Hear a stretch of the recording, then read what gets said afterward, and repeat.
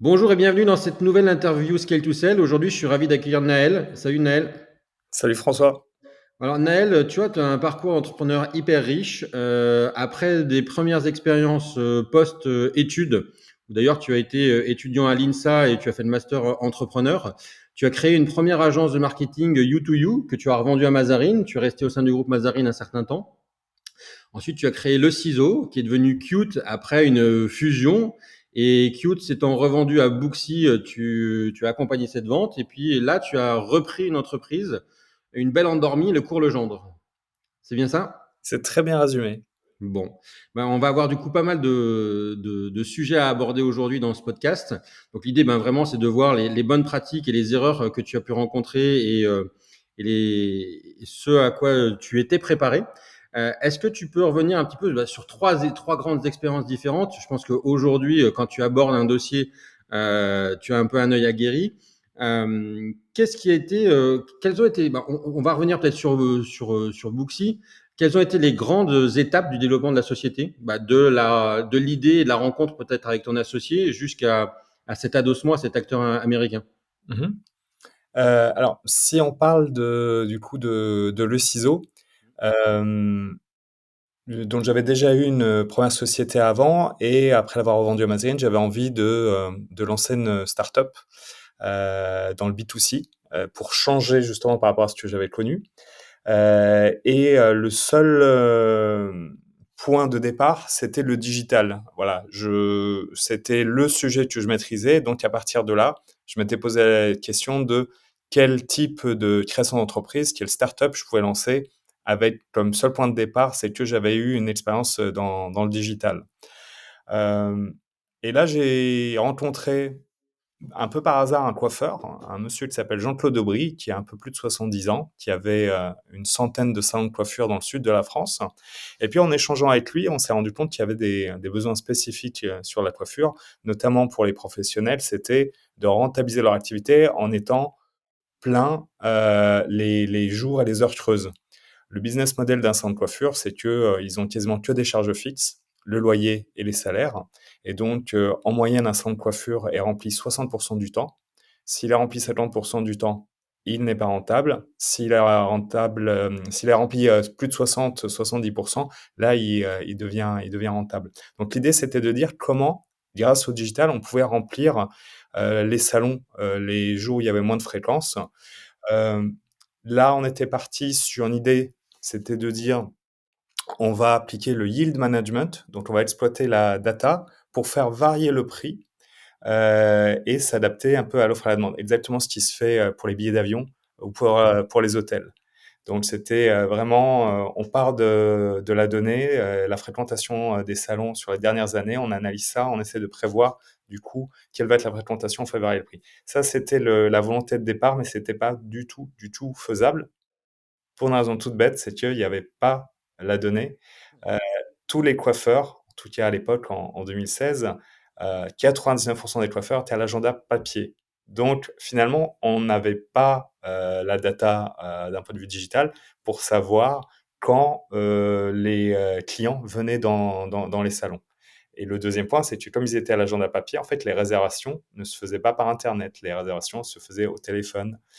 Donc ça, c'était la difficulté. On voulait remplir les salons, mais on ne savait pas comment y faire du yield management. Donc là, on a décidé de faire quelque chose de beaucoup plus simple et de beaucoup plus applicable pour les salons. C'est de dire, plutôt que de faire comme les compagnies aériennes et les grandes chaînes d'hôtels, eh ben, on va faire comme les bars. On va faire des happy hours et du last minute.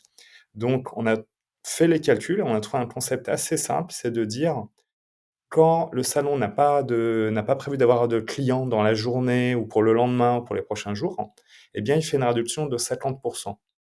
Au final, lui, ça va être 50 au lieu de 0, puisqu'il n'aurait pas eu de chiffre d'affaires et qu'il n'aura pas plus de charges en appliquant ce 50%. Et pour le client, c'est 50 au lieu de 100.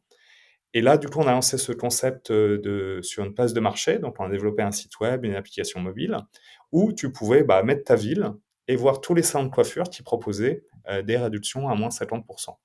On a commencé avec un petit test avec une dizaine de salons de coiffure à Toulouse, avec ce partenaire Jean-Claude Aubry. Et là, tout de suite, ça a été un double succès. Un succès pour le salon parce qu'il voyait son chiffre d'affaires augmenter, les coûts, eux, n'augmentaient pas. Et donc, il augmentait sa rentabilité. Et puis, bah, beaucoup de gens qui n'allaient pas chez le coiffeur ou allaient peu chez le coiffeur se sont mis à y aller plus souvent avec ce système de last minute de réduction. Et ça fait un énorme buzz, donc dans la presse locale, puis dans la presse nationale. Et assez vite, on a voulu étendre ça, donc scaler.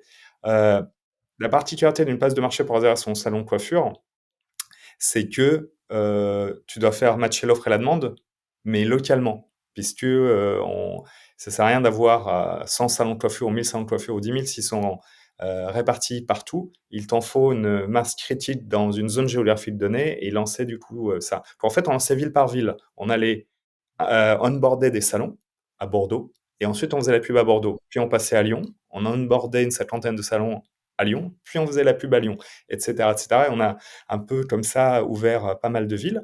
On a du coup fait une première levée de fonds au vu des premiers résultats au bout d'un an. On a levé 1 million d'euros auprès de Business Angel.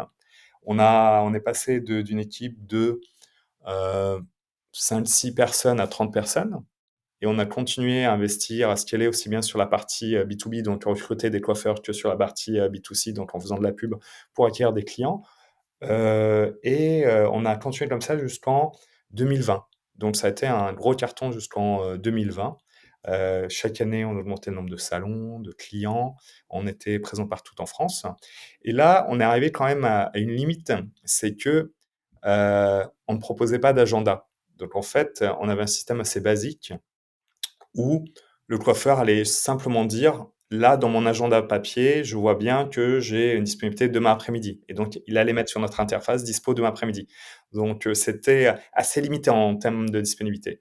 L'idée, c'était de dire: «On va se connecter à des agendas en ligne», et il se trouve qu'il y avait plusieurs sociétés de SaaS qui s'étaient lancées en même temps que nous, qui n'étaient pas concurrents de nous. Eux, ils faisaient que du B2B. Et ils avaient une autre proposition de valeur. Ils disaient au salon: on vous donne un SaaS qui vous permet d'avoir l'agenda électronique, une caisse, un CRM et plein d'outils. Donc ils étaient vraiment en B2B et proposaient pour 50, 100 euros par mois au salon de coiffure d'avoir cet outil. Nous, ça nous allait bien parce que nous, ce qu'on proposait au salon, c'était apporteur d'affaires. On leur apportait du business en plus, mais on avait besoin qu'ils aient ces outils. Au départ, on s'est dit: on va se connecter avec la dizaine de logiciels SaaS qui font ça. On a vu que c'était assez compliqué, assez long, parce que chacun avait une API différente, chacun avait sa roadmap, chacun avait ses priorités. Donc est née l'idée en 2020, finalement, plutôt que de se connecter avec tous les SaaS qui servaient les salons de coiffure, c'était de fusionner avec le plus gros SaaS du marché qui s'appelait Flexi. Et D'accord. l'idée, c'était de fusionner un SaaS et une marketplace qui avait la même cible, les coiffeurs et les instituts de beauté, et d'avoir un produit et une offre complémentaire, à la fois un logiciel de gestion avec agenda électronique, et à la fois une marketplace qui allait rapporter des nouveaux clients. Voilà, donc on a fait ça en 2020, au moment du Covid. On a fusionné les équipes, on a fusionné les produits, on a fusionné l'actionnariat aussi, le board, et puis on a commencé du coup à travailler sur cette fusion. Une des idées, c'était de dire, puisque c'est une nouvelle société avec une nouvelle proposition de valeur, on va lui trouver un nouveau nom. Et donc, Flexi, c'était bien, mais il y avait des inconvénients. Le ciseau, c'était bien, mais il y avait des inconvénients, notamment pas très international comme nom. Et donc, bah, on a pris une agence de naming, on a cherché, puis on a trouvé un nom qui nous a plu à tous, c'est Qt.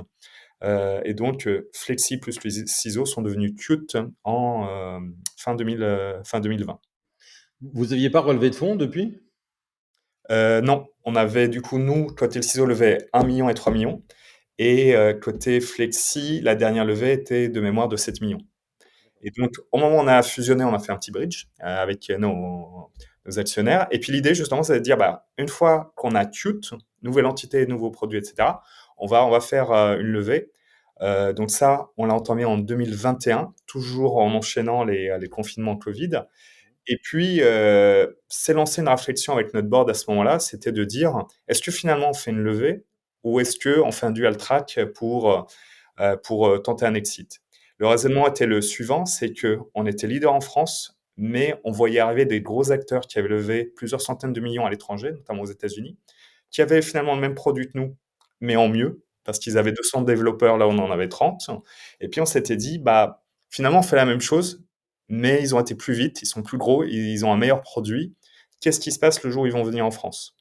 Et donc, il se trouve que ces acteurs discutaient avec nous, donc notamment Bootsy et d'autres, et nous disaient, on n'est pas présent en France, un jour on y viendra.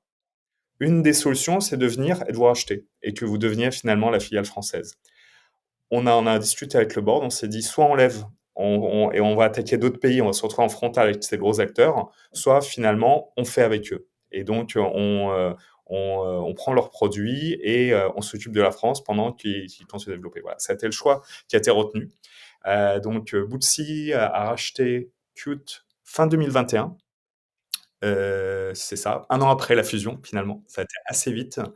Et donc l'idée c'était de dire bah, Qt devient Bootsy France. Et tous les clients qui sont sur Qt vont basculer sur Bootsy puisque ça ne fait pas sens d'avoir deux SaaS et deux marketplaces qui font exactement la même chose. Petite question justement sur ces fusions, parce qu'en fait, tu as enchaîné les fusions dans cette aventure. Quelles ont été les grandes difficultés? Est-ce que c'est des difficultés plutôt produit tech, plutôt opérationnelles, plutôt culture? Mhm. Ouais, alors en fait, on a fait une fusion, puis une session. Et il y a une grosse différence entre les deux, c'est que quand tu vends, notamment quand on a vendu à Bootsy, tout est clair. C'est eux les patrons, c'est eux les propriétaires, c'est eux qui achètent. Toi, tu prends un chèque et puis tu peux partir si tu le souhaites. Quand on fait une fusion, personne ne touche de cash. On met ensemble nos produits, notre actionnariat et nos équipes et on doit travailler ensemble.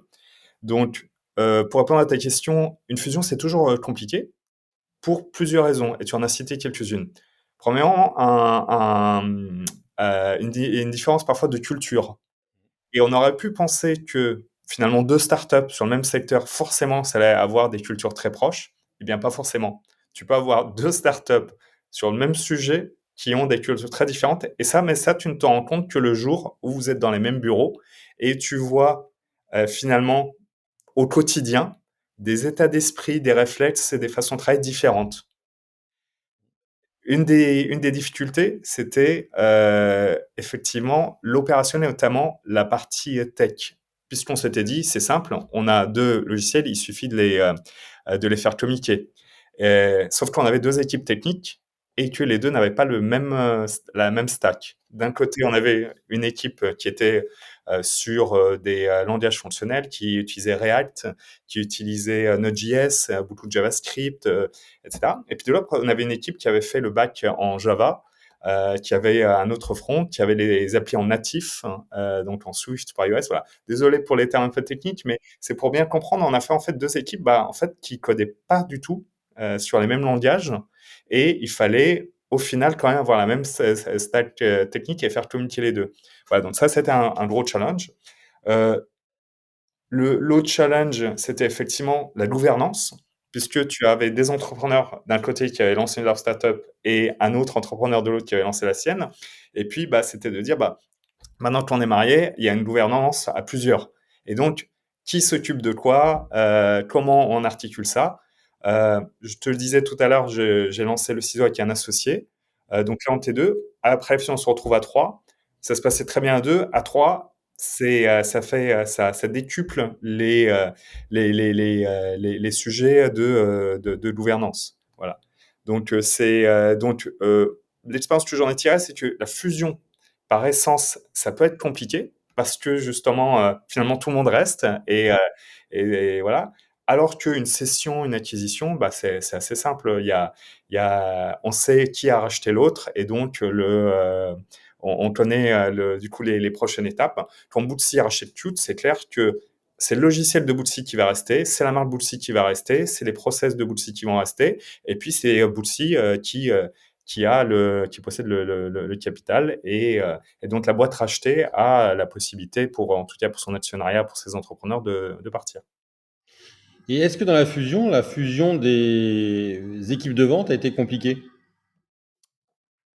Elle était challenging parce que on s'est rendu compte qu'ils vendaient pas du tout la même chose.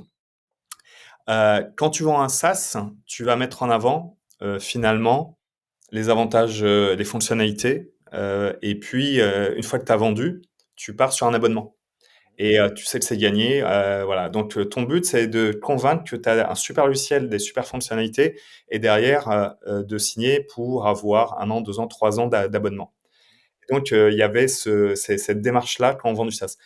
Les commerciaux qui vendaient de la marketplace, c'était pas du tout la même démarche. Ils arrivaient en disant: «Vous avez 0 engagement, vous allez, payer potentiellement 0. Ce que je vous propose, c'est que ça ne vous coûte rien. Mettez-vous sur la marketplace, on vous rapporte 0 client, on vous prend 0. On vous rapporte 100, on prend 20, vous gardez 80». Et donc c'était pas du tout la même démarche. Il y en a un, c'était un sujet de faut absolument que je signe, le contrat pour l'abonnement. L'autre, c'était faut absolument que je lui apporte des clients dans le temps et qu'il reste, content. Et donc il y avait plus un sujet, si tu veux, de, maintenir l'activité du salon dans le temps. Là où l'autre, en gros, on avait fait déjà une grosse partie du travail une fois qu'il avait signé, l'abonnement. Intéressant. Parce que je pense que c'est très difficile du coup de migrer en fait ou de rendre comment dire, des commerciaux hybrides sur ces deux business models. Absolument. Il y en a un, il sait qu'un salon, c'est tant de LTV, c'est, je dis n'importe quoi, 100 € par mois. La marketplace, tu as ce système de Pareto où tu as 20 des salons qui font 80 du chiffre d'affaires. Donc, les salons SaaS, c'était 100 € d'abonnement par mois. La marketplace, il y en a, c'était 2 € par mois et il y en a, c'était 2 000 € par mois parce que c'était des salons avec des gros volumes. Donc, tout l'enjeu, c'était de dire, d'un côté, c'était un salon égale un salon. De l'autre, c'était de dire, faut que je tombe sur un salon qui va être parmi mes top performers, qui va avoir plein de clients et qui va avoir plein de volume. Voilà, c'est pas du tout la même démarche entre la marketplace et puis le SaaS. Pour faire grossir le ciseau puis Qt, j'imagine que vous avez eu des recrutements qui étaient un peu stratégiques. C'était quel type de profil? Euh, je dirais déjà au départ, en tout cas, je parle pour le ciseau, c'était le CTO. C'était la première personne qui a été recrutée, c'était le premier salarié.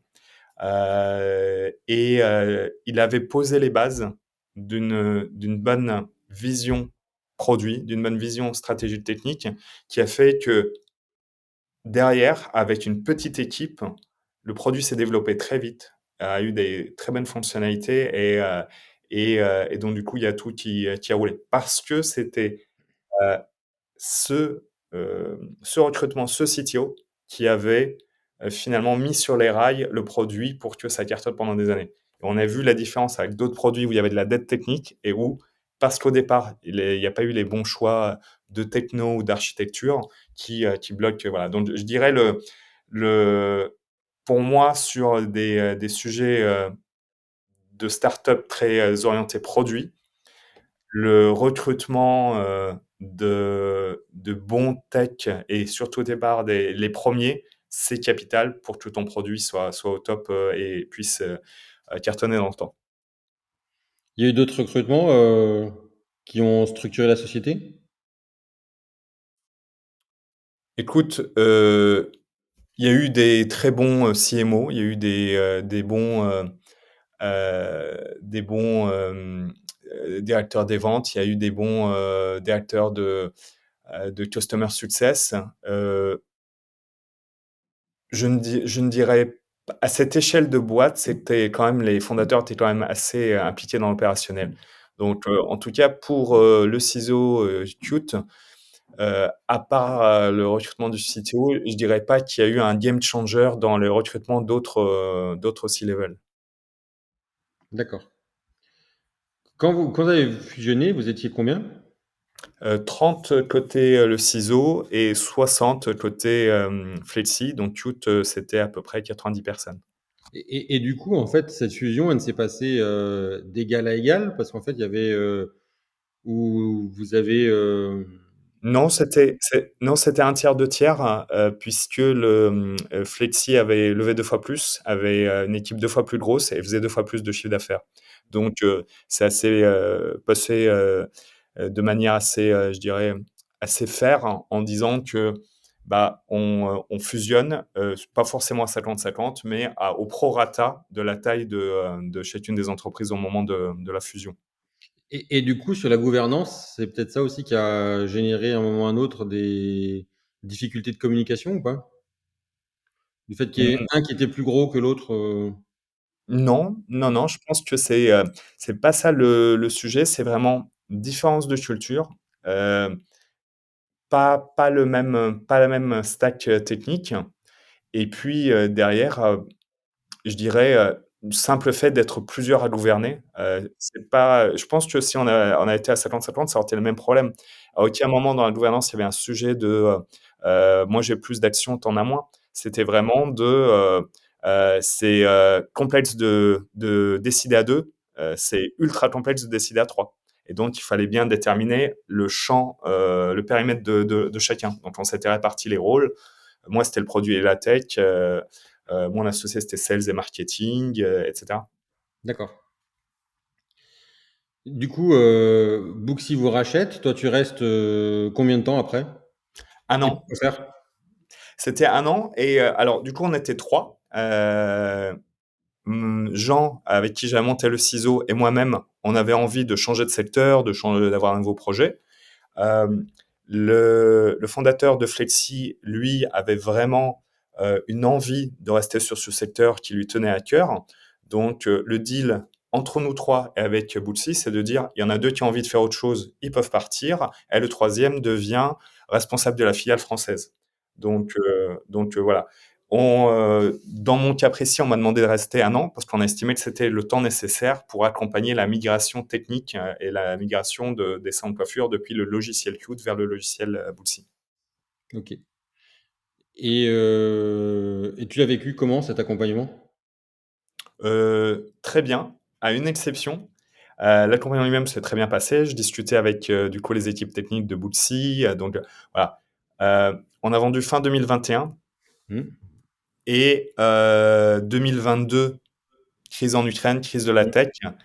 Bootsy n'a pas pu faire sa levée de fonds en 2022 comme c'était prévu et donc a dû procéder à des vagues de licenciements qui D'accord. malheureusement sont devenues la norme depuis ces derniers temps dans la tech. Mais voilà, dès 2022, voilà. Et donc pendant mon année de transition, malheureusement, une partie de mon équipe tech a été licenciée euh, dans le cadre voilà, d'un licenciement global qui a eu lieu dans tous les pays où Bootsy était présent, qui était compliqué du coup, mais qui aujourd'hui a permis à Bootsy, aujourd'hui en 2023, 2024, d'être devenu rentable et toujours en croissance. Donc c'était un choix difficile, mais aujourd'hui c'était malheureusement la bonne décision à prendre, puisque aujourd'hui ils sont sur une très bonne trajectoire de croissance tout en étant rentable et donc sans besoin de lever. Vos équipes, justement, elles ont vécu comment, toutes ces étapes capitalistiques? D'abord la fusion et puis ensuite la vente. Vous les avez intégrées dans vos réflexions ou au contraire, elles les ont découverts, un peu tardivement? Alors, il y a deux sujets, il y a la fusion et il y a la vente. Sur la fusion, on avait longtemps expliqué qu'il fallait qu'on travaille avec les SaaS parce qu'ils avaient l'agenda. Donc, de ce point de vue-là, tout le monde comprenait l'intérêt stratégique d'être en partenariat avec les SaaS. Euh, Ensuite, dans la dernière ligne droite, on a expliqué que finalement, le partenariat ultime, c'était la fusion et que dans ce cadre-là, on trouvait que ça faisait sens sur la fusion. Et la plupart des équipes de la fusion ont compris l'intérêt. Ils ont compris que c'était intéressant d'un point de vue stratégique, d'un point de vue produit, d'avoir une offre complète et que c'était aussi intéressant d'être plus gros en nombre de salons, en effectifs, etc., pour devenir leader en France. Sur la sortie, non, parce que c'est des process où, quand tu fais un exit, ça dure des mois, il faut, mandater une banque d'affaires, il faut, voilà et tout ça est sous NDA, donc non-disclosure agreement, donc tu ne peux pas, quand tu as 100 personnes, heu, passer l'info parce que sinon tu es sûr que 2 jours après, tout le marché est au courant. Donc il y avait vraiment un nombre restreint de personnes qui étaient, sur le sujet.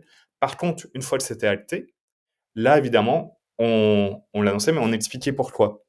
Et là, il y a eu aussi une adhésion en disant, bah, bien sûr, il vaut mieux avoir un produit de classe mondiale où il y a 200 développeurs qui bossent dessus. Il vaut mieux faire partie du leader mondial pour cartonner en France. Et donc, du coup, ça a été sur ça assez bien accueilli. C'est, j'avais une question qui m'est venue et puis qui est repartie entre-temps, donc c'est toujours compliqué.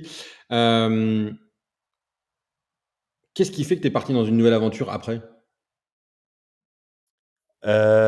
C'est-à-dire de pas. De partir enfin, tu en étais à ta deuxième session, vous repartez, avec Jean sur, une reprise, donc c'est quelque chose de très différent.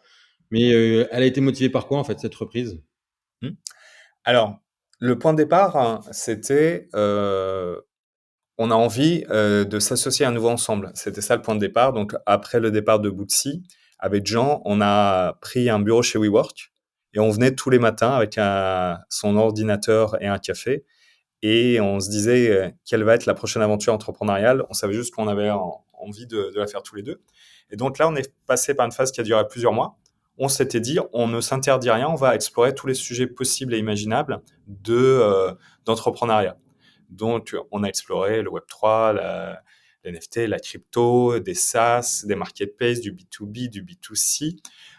Et avec un travail un peu on rencontrait pas mal d'entrepreneurs, on lisait pas mal, on discutait pas mal avec des investisseurs. Et donc, tout ça pour dire, en fait, on a, au fur et à mesure, été un peu en entonnoir en disant non, ça on veut pas, ça on veut pas, ça nous plaît. Et donc, à la fin, il nous restait trois, puis deux, puis un secteur. Le secteur qui reste à la fin, c'est l'éducation. On avait envie d'entreprendre dans l'éducation. Euh, T'expliquer pourquoi, je ne saurais pas, mais c'est une envie. Voilà, c'est de dire, bah, il y a des secteurs qui me parlent plus que d'autres, et les gens aussi, et donc on avait envie d'aller dans l'éducation. Une fois qu'on s'était dit ça, bah, fallait trouver une idée de création. Donc on a regardé tout ce qui se fait dans les EdTech, on a regardé tout ce qui pouvait accompagner l'orientation, tout ce qui pouvait accompagner les études. Et pour faire court, assez vite, on s'est dit, non, ce qu'on a envie, finalement, c'est de monter une école. Donc au départ, on était sur une création, en disant on a envie de monter une école. Il y a eu des très belles créations d'écoles. Je pense à Albert School, je pense à pas mal d'écoles qui se sont créées. Euh, Au bout de quelques semaines, on s'est dit ça va être long de créer une école, d'avoir une première, une deuxième, troisième promotion, d'avoir ensuite le diplôme d'État, etc. On s'est dit, bah, allons plus vite, rachetons une école. Et donc, on s'est mis à la recherche de racheter une école pour pas tout reprendre depuis zéro et puis de tout de suite attaquer avec une équipe, avec une marque, etc. Et là, je t'avoue que c'est assez difficile de trouver une école à racheter parce que c'est un secteur où il y a beaucoup d'appétit de la part des investisseurs, des groupes d'écoles. Et c'est assez compliqué de trouver une cible sur laquelle il n'y avait pas déjà beaucoup de gens qui souhaitaient faire l'acquisition et qui surenchérissaient. Vous vous y accompagnez dans ce process ou vous le faisiez tout seul en tant qu'entrepreneur? Non, on le faisait tout seul en tant qu'entrepreneur, mais on rencontrait bah, effectivement pas mal de conseils, d'investisseurs, etc. Donc, non, non, là, cette partie-là, on la faisait tout seul.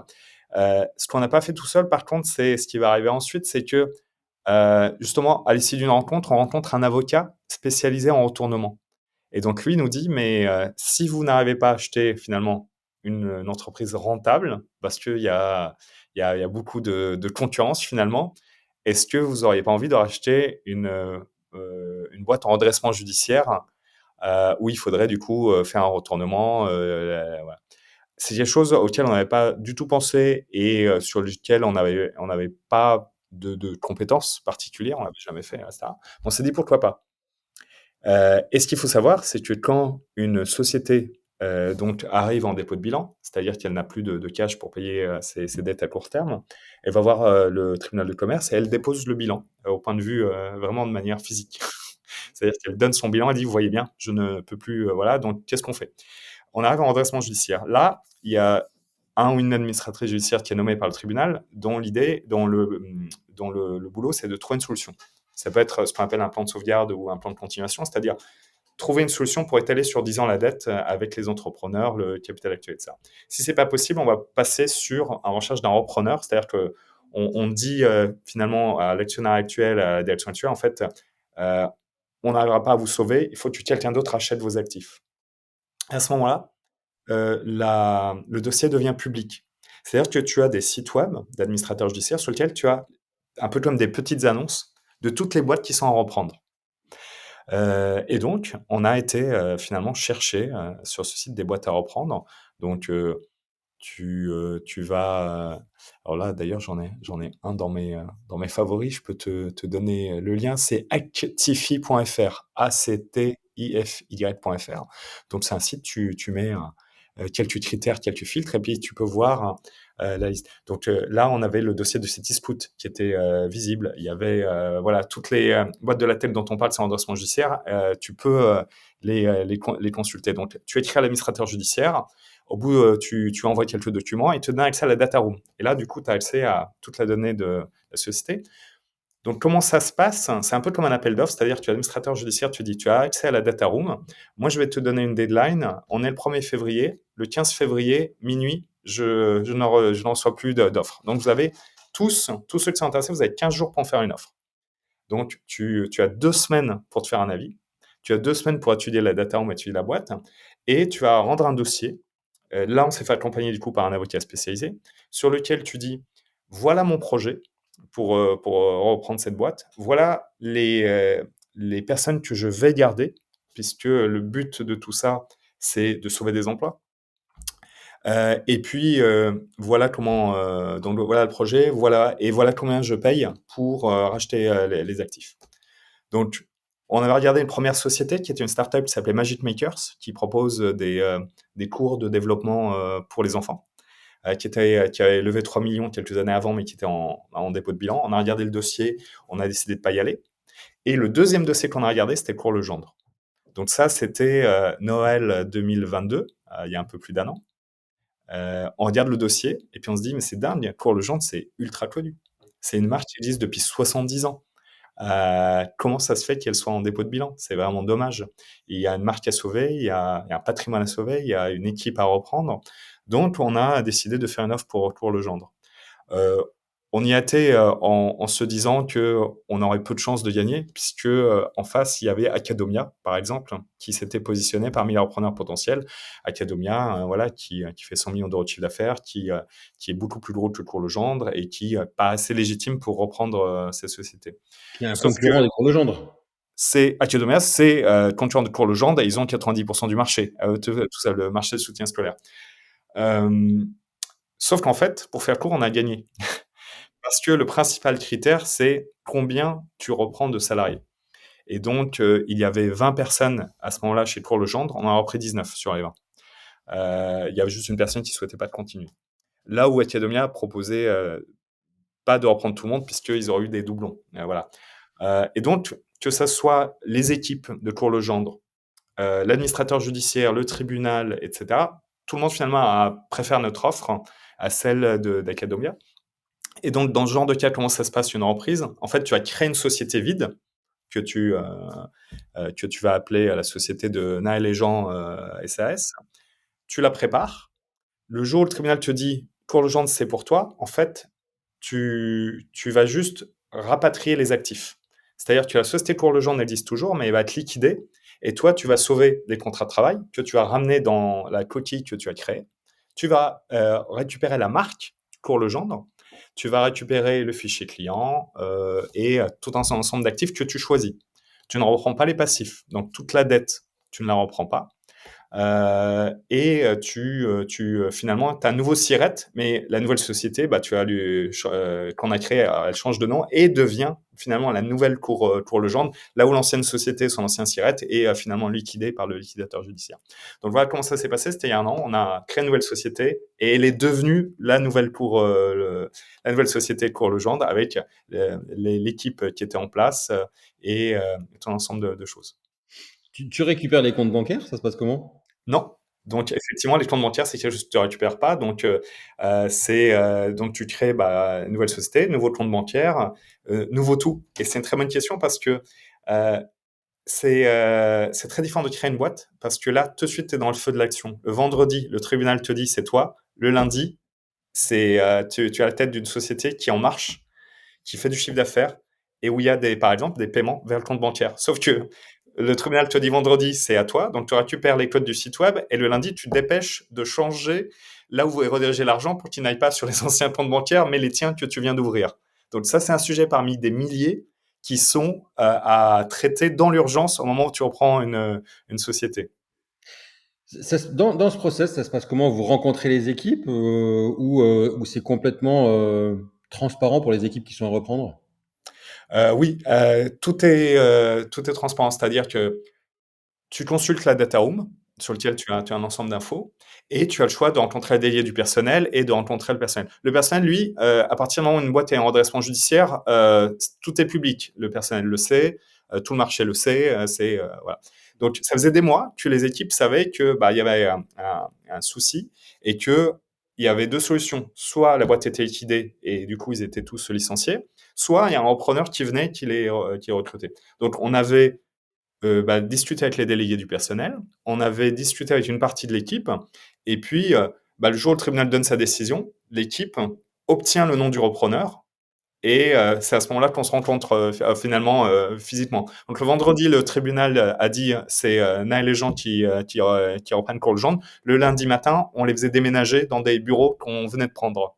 Donc tout a été très très vite. Il a fallu, comme tu disais, ouvrir une société, ouvrir des comptes bancaires, trouver des bureaux. Parce que je te disais, tu ne reprends pas les passifs et tu reprends les actifs que tu veux. Par exemple, on n'a pas repris le bail qu'ils avaient. Donc on leur a dit, maintenant finalement maintenant que c'est nous qui reprenons pour le gendre, on vous a pris des bureaux, ils sont prêts. Première chose qu'on fait le lundi matin à 8 heures, on déménage.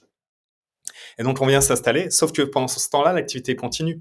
C'est-à-dire que tu as des clients, pour certains voilà, qui ont pas vu de différence entre avant et après, des professeurs qui continuent à aller. L'activité de jour en jour, on en a peut-être oublié de le dire, c'est du soutien scolaire, donc il y a plusieurs parties, mais une des parties principales, c'est un cours particulier à domicile. Donc le prof de maths, va 1 heure, 2 heures chez un élève pour l'aider. Donc si tu veux, évidemment, les professeurs étaient au courant de tout ça, mais s'il y avait un cours le lundi prévu à 18 heures, un cours de maths, eh ben, il avait lieu. Sauf que très vite, fallait dire aux enseignants, désormais c'est nous qui allons payer vos salaires. Dire aux familles, attention, voilà le nouveau RIV, c'est un nouveau compte bancaire pour nous payer. Et un ensemble de sujets comme ça opérationnels qui sont nombreux à traiter dès les premiers jours. Pour avoir été client en cours Legendre, je me souviens qu'on avait des petits tickets qu'on devait donner justement aux profs qui venaient. Ça se passe comment pour le client qui était déjà engagé avec le cours Legendre avant que vous repreniez? C'est une très bonne question parce que je te disais juste avant que dans le cadre d'une reprise, tu ne reprends pas les dettes. Ça, c'est la théorie. Donc effectivement, la banque qui avait cours Legendre disait le prêt bancaire n'a jamais été remboursé. Malheureusement, ce n'est pas à nous de le rembourser. Donc voilà. Donc il y a des fournisseurs qui malheureusement n'avaient jamais été payés. Idem, c'est voilà. En revanche, quand tu as un client qui avait payé par exemple 10 heures de cours, légalement, on est obligé de rien. Évidemment qu'on a remboursé ou qu'on a permis à ceux qui avaient payé l'ancienne structure d'avoir les cours. Donc pour tous les clients, on a dit, écoutez, la société a changé, on n'a pas d'obligation légale, mais évidemment, les 2 sociétés s'appellent Cours Legendre, donc vous en avez rien entre guillemets, à faire que la loi dit que le SIRET a changé, donc on doit vous avez acheté 10 heures de cours, vous les avez payées. Avec nous, on va les assurer. Donc, ça a été une partie du budget qu'on avait dû prévoir pour dire, il y a des clients, ils ont déjà payé l'ancienne structure, on va assurer les cours, même si ça nous fait 0 chiffre d'affaires. Comment on se fait adopter par les équipes? Eh ben, écoute, c'est une très bonne question. Là, ça s'est très bien passé puisque il y avait que 3 solutions. C'était soit personne, pour reprendre ton terme, ne les adopte. À ce moment-là, tout le monde est licencié. Soit il y a un des 2 repreneurs, Acadomia ou Cours Legendre. Donc finalement, le choix de tous, c'était de dire: «On aimerait bien que ça soit déjà qu'il y ait un repreneur, on préfère qu'il y ait un repreneur plutôt qu'il y ait personne» et donc finalement, à choisir entre Acadomia et Jean et Naël, on préfère que ça soit Jean et Naël. Donc si tu veux, heu, ils étaient très heureux que la boîte soit reprise et ils étaient très heureux que ça soit nous. Mais j'imagine qu'ils avaient leur culture. Et comment vous créez une nouvelle culture avec eux?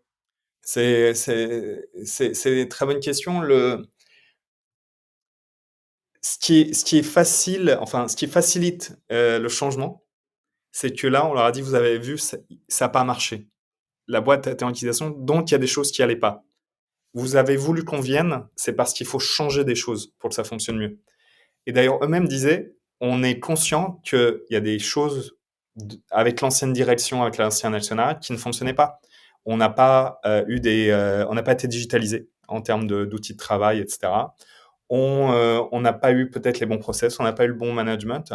Ils partageaient le diagnostic de il y a des choses qu'il fallait pas. Donc, si on est repris, il va falloir changer des choses. Il va falloir investir dans un peu de tech. Il va falloir investir en publicité. Il va falloir investir du temps en management, en process. Et donc, euh, c'était, si tu veux, assez facilité par le fait que, bah, vous avez vu, ça s'est planté. Donc, il va falloir changer des choses pour que cette fois-ci, ça fonctionne. De ce point de vue-là, ça va.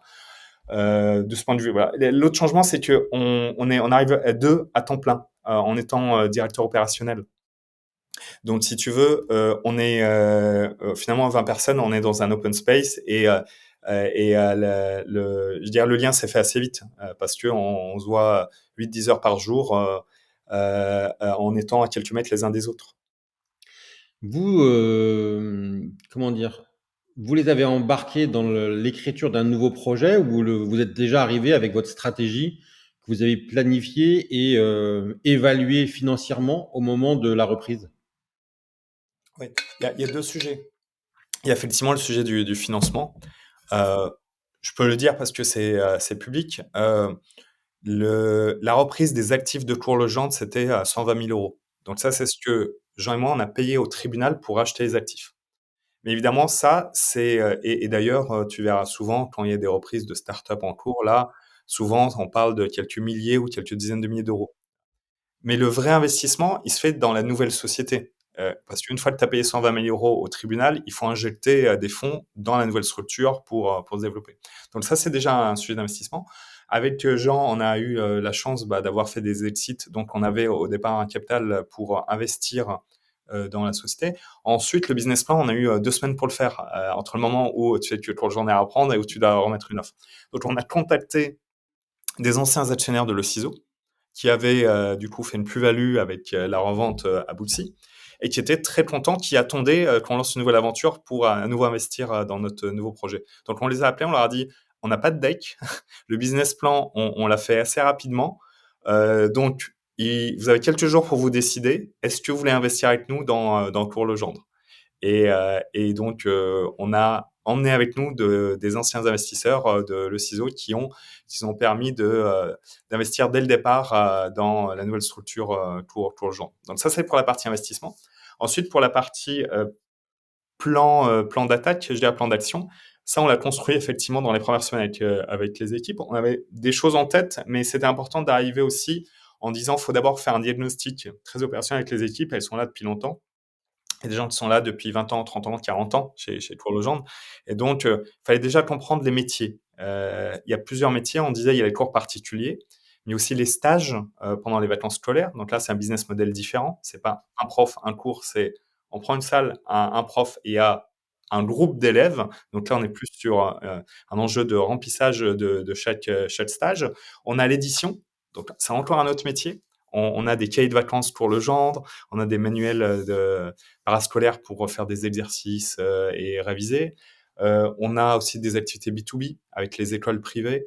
On a aussi ce qu'on appelle l'enseignement à distance. Ça, c'est un peu comme le CNET, la scolarité à distance pour les enfants déscolarisés.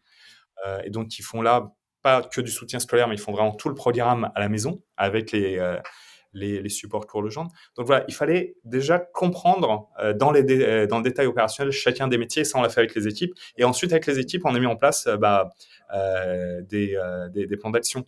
Quels sont les objectifs qu'on se fixe, quels sont les moyens nécessaires, comment on y va. Et donc, on a co-construit dans les premières semaines avec les équipes le plan de la première et de la deuxième année.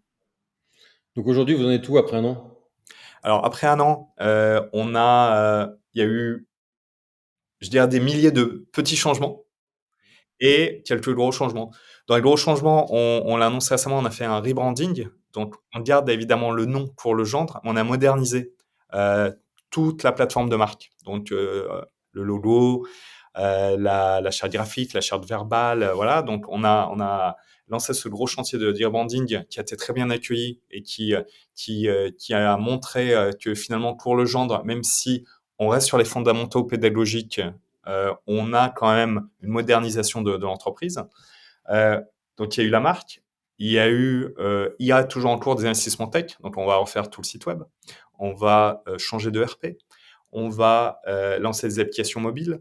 Donc, voilà, ça, c'est un deuxième chantier tech. Ensuite, on a fait pas mal de changements sur le management et les outils. Management beaucoup plus horizontal.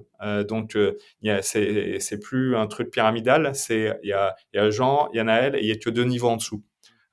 Donc, on a tout le monde quasiment en direct ou à juste un cran. Management beaucoup plus horizontal, tout le monde dans un open space avec des outils modernes. On est passé du téléphone physique à AirCall, on est passé des serveurs dans une baie au cloud, et voilà, et des exemples comme ça on en a plein, mais c'est toujours pour aller dans plus d'efficacité opérationnelle avec les bons outils tech et les bons process. On a mis en place des OKR. Voilà, on a apporté la nouveauté et dans les outils et dans le management, je pense. Et ça commence à voir dans les résultats, puisque il y a une augmentation sur l'ensemble des activités. On fait mieux que les années précédentes sur les stages, on fait mieux sur les cours particuliers.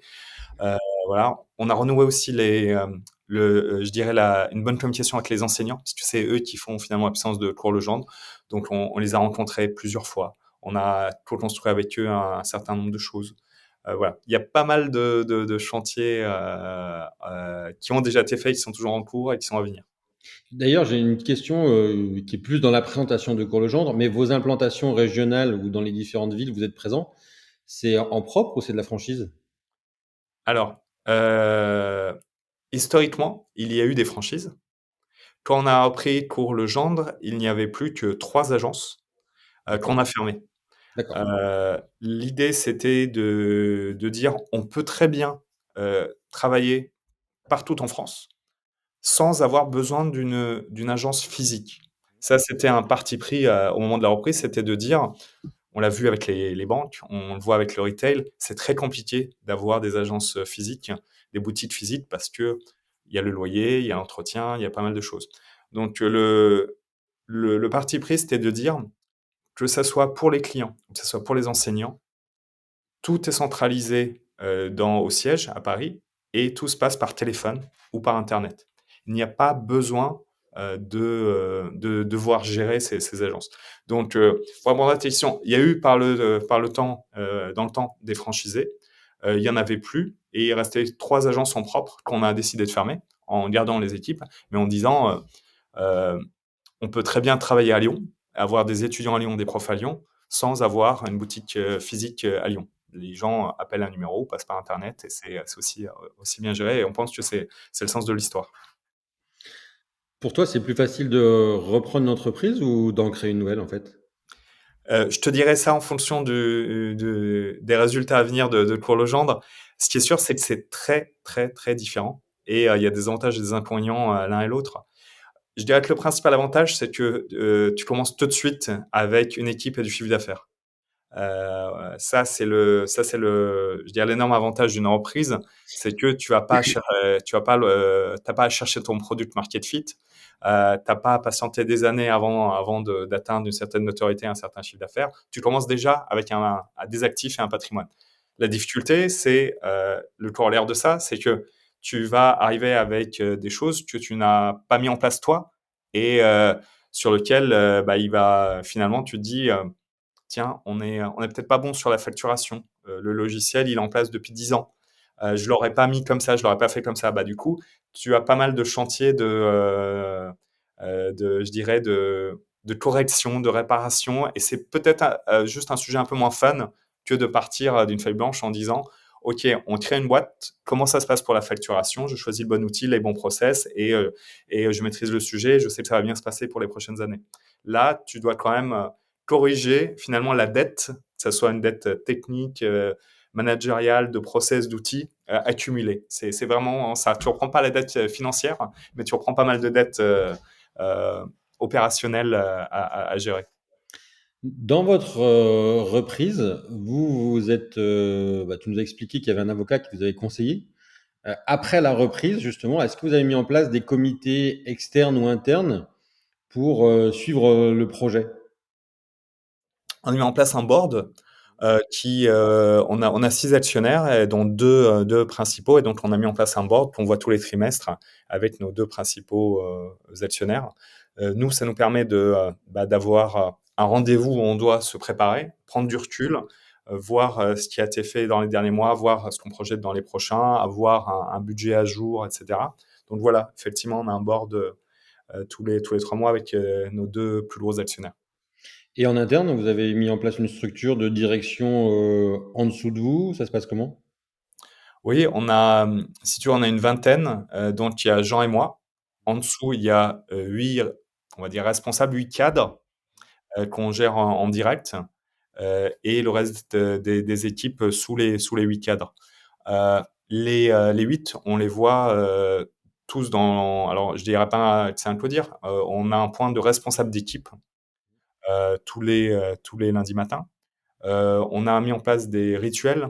Tous les lundis matin à 9h30, on commence avec ce qu'on appelle le M3, Monday Morning Meeting. Donc là, tout le monde est debout et on a 10 minutes pour parler des principaux événements qui ont lieu la semaine dernière et des principaux événements qui vont avoir lieu cette semaine en donnant aussi les résultats de la semaine. Donc voilà, ça dure 10 minutes, on est debout et on est installé sur Rituel avec toute l'équipe. Ensuite, tu as le board avec les actionnaires. Ensuite, tu as les points responsables d'équipe. Et puis ensuite, tu as pas mal de combinaisons. On a des points spécifiques sur les stages avec les personnes concernées. On a des points où on combine des points hebdo avec telle équipe, tel responsable d'équipe, tel responsable d'équipe. On a les one-to-one hebdomadaires avec chacun des responsables, etc. Est-ce qu'il y a dans cette reprise des moments qui t'ont étonné, où en fait tu t'es dit tiens, j'avais pas anticipé ça du tout, positivement ou négativement? Mhm. Euh, Tu as, enfin, c'est anecdotique, mais quand on a repris, l'activité de cours particulier à domicile, c'est ce qu'on appelle du service à la personne, comme le ménage, la garde d'enfants, et cetera. Pour ça, il te faut un agrément.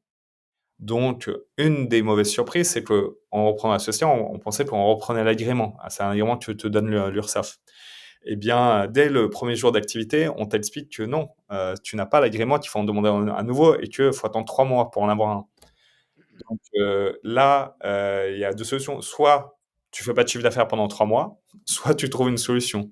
Et donc, il y a eu des sujets comme ça où forcément tu vas découvrir des mauvaises surprises et tu dois les gérer très très vite avant que ça devienne problématique. Je te donnais un deuxième exemple tout à l'heure avec les anciens comptes bancaires. Eh bien, il faut très vite faire en sorte que tous tes clients soient au courant de la mise à jour de, euh, bah, de, euh, Du compte. du compte bancaire. Ça, c'est notamment le cas pour ceux qui sont en prélèvement automatique. Prélèvement CEPA automatique, prélèvement CB, etc. Ceux qui ont l'habitude de te faire des virements. Donc voilà, il faut gérer tout ça. Ensuite, la bonne surprise aussi, c'était la puissance de la marque et sa résilience. C'est-à-dire que avant qu'on reprenne, il y a eu une phase très difficile. On se faisait allumer sur Internet parce que les profs n'étaient pas payés, parce que les clients n'étaient pas remboursés, parce que les stages étaient annulés. Et forcément, quand il y a un dépôt de bilan, en général, dans les mois qui précèdent, c'est un peu la cata. Et donc, on a dû, je dirais, éteindre tous les incendies et les professeurs ont été payés, les clients remboursés, etc. Et les notes sur Internet sont remontées.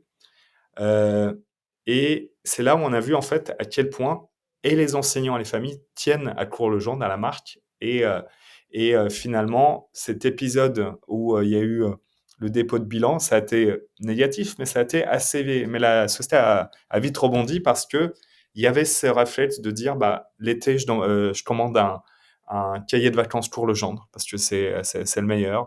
Quand j'ai besoin d'un professeur pour mes enfants, j'appelle Cours-Legendre parce que c'est des enseignants de l'éducation nationale.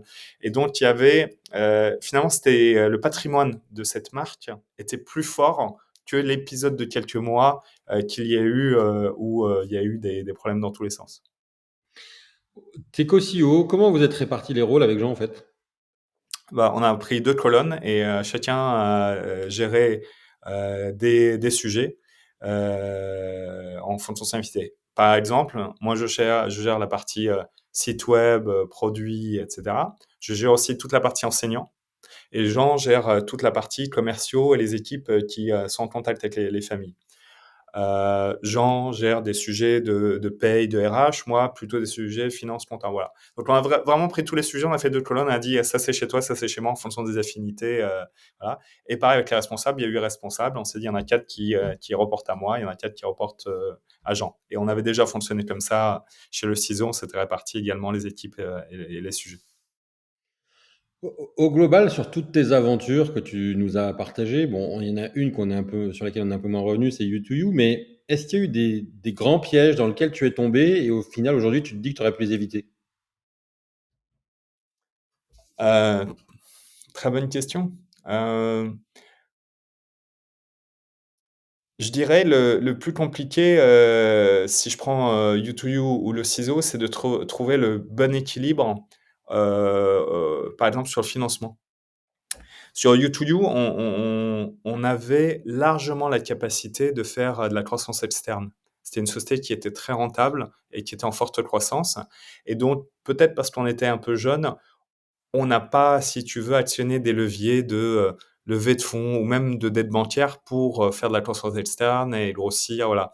Donc, on a fait une belle PME de 10 millions d'euros de chiffre d'affaires, 40 personnes et tout allait bien. Mais ensuite, on a rejoint Mazarine. On aurait pu aller, je pense, beaucoup plus loin et construire un groupe qui aurait peut-être fait 10 fois cette taille.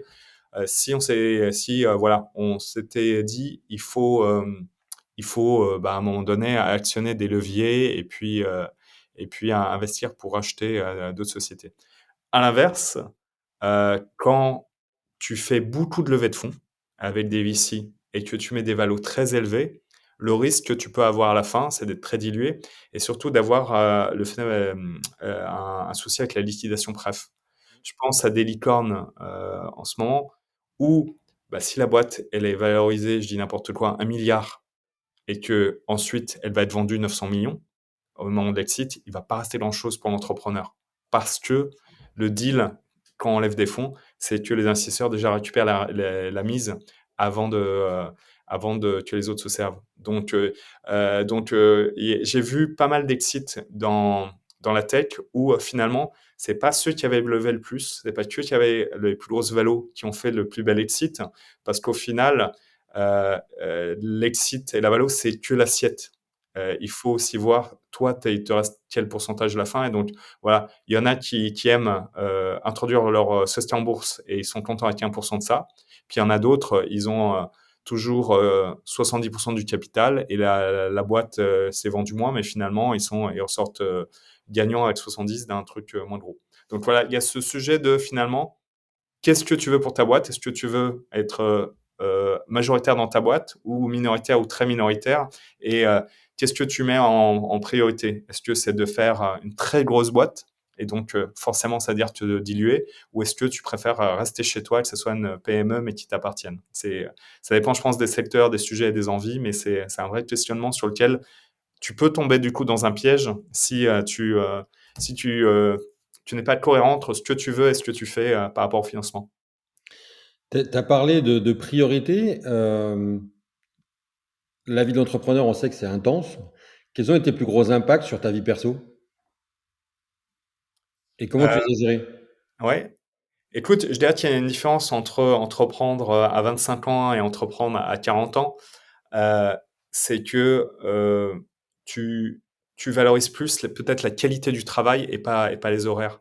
C'est-à-dire qu'à 25 ans, tu te dis, si je fais 15 heures par jour, 6 jours par semaine, forcément ça va marcher. Il doit forcément y avoir une sorte de justice. Plus on travaille, plus on va être récompensé. Ce n'est pas du tout le cas en entrepreneuriat.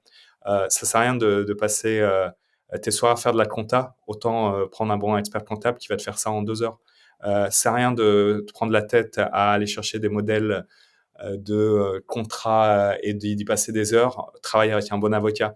Donc, je dirais que je trouve que j'ai un bon équilibre vie privée, vie pro, vie perso, vie pro, plus qu'à 25 ans, parce que aujourd'hui, je sais que pour que ça fonctionne, c'est pas le nombre d'heures de travail qui compte, c'est d'être sur les sujets les plus importants où toi, tu as une valeur ajoutée, et les autres, tu délègues, soit en interne, soit en externe. Je suis d'accord.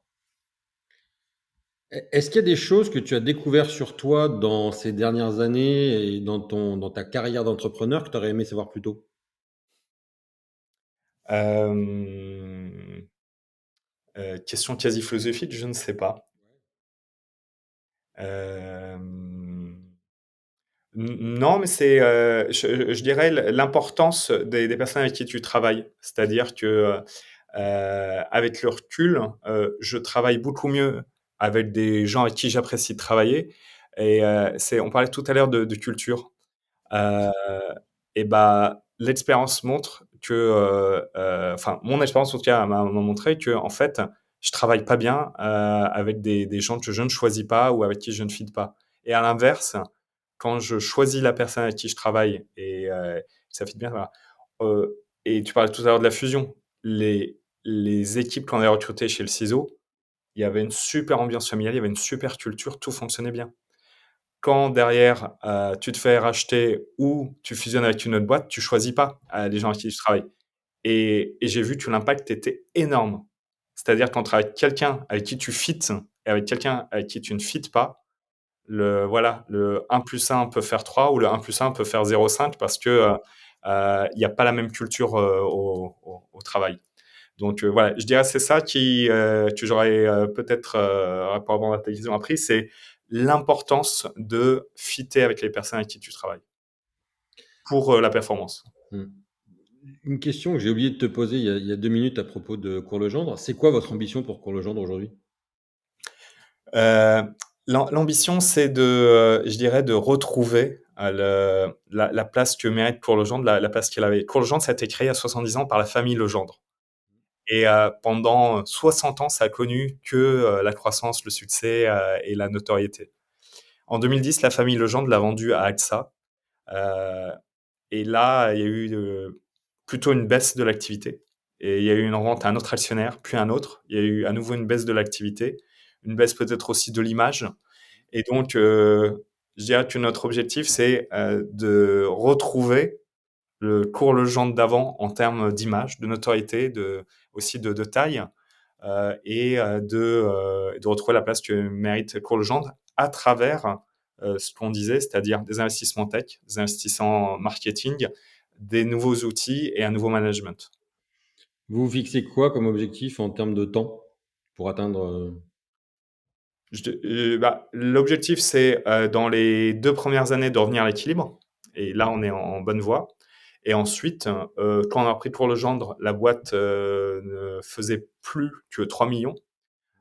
L'objectif, c'est dans 5 ans d'être à nouveau à 10-15 millions, qui était je dirais, la taille historique quand ça allait bien et que la famille Legendre était à la tête de l'entreprise. Et d'ailleurs, on est en contact avec le fondateur de Legendre, Monsieur François Legendre, qui nous accompagne justement pour être sûr qu'avec toute l'innovation qu'on apporte, on garde quand même les fondamentaux de ce qui a fait le succès de Cours Legendre. Des bons professeurs, des contenus pédagogiques de qualité, une bonne entente avec le milieu scolaire, notamment avec les écoles, etc., etc. intéressant? Avant de conclure, est-ce qu'il y a des points que tu aurais aimé partager sur ton parcours, peut-être des souvenirs de bons souvenirs que tu as envie de raconter aussi? Écoute, très bonne question. Je ne l'avais pas préparé, donc faut que j'y réfléchisse un petit peu.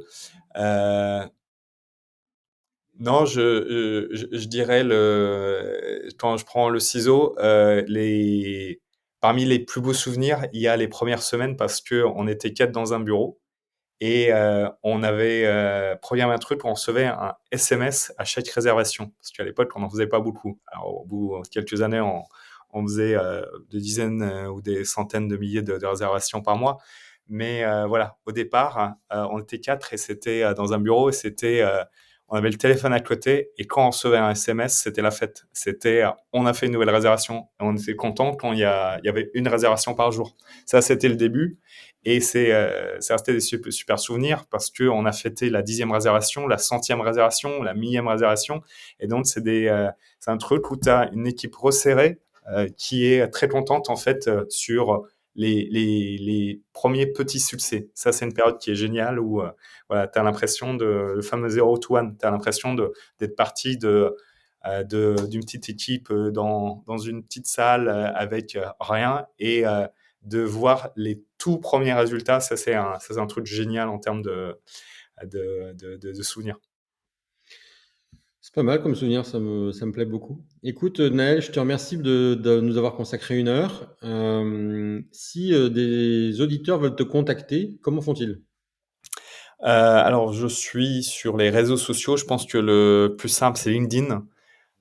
Voilà, c'est peut-être d'ailleurs, c'est comme ça que tu m'as recontacté. On s'était vu dans une vie professionnelle passée, mais voilà. Donc, LinkedIn, c'est peut-être l'endroit où je serai le plus réactif. Bah super. Eh ben écoute, merci pour ton temps et à très bientôt. Merci, au revoir.